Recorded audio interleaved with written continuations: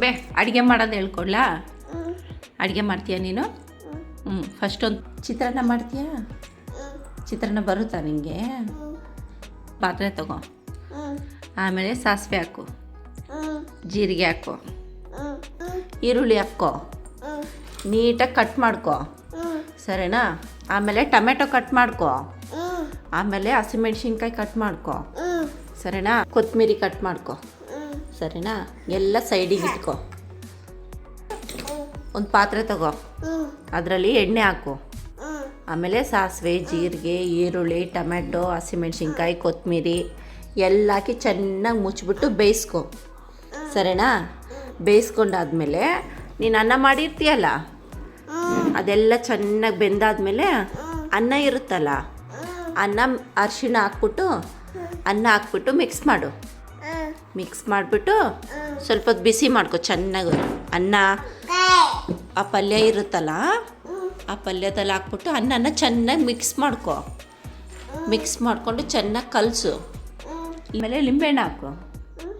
ಲಿಂಬೆಹಣ್ಣು ನಾನು ಕೊಡ್ತೀನಿ.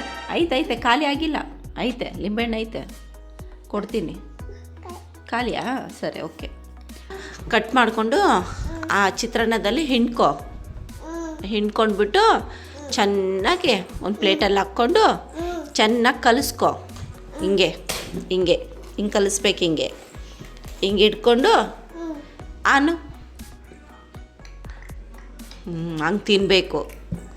ಮಾಡಿಕೊಡ್ತೀಯ ಅಮ್ಮಂಗೆ? ಸರಿನಾ? ಇನ್ನೂ ಸ್ವಲ್ಪ ತಗೋ.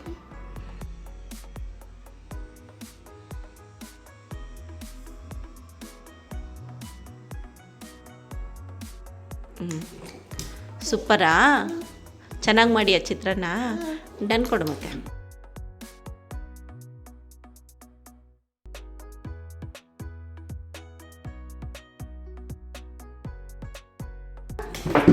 ಹೇಳು, ಸೂಪರ್ ಹೇಳು.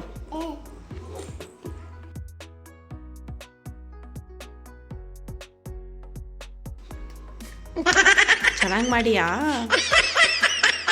ಟೇಸ್ಟ್ ಆಯ್ತಾ?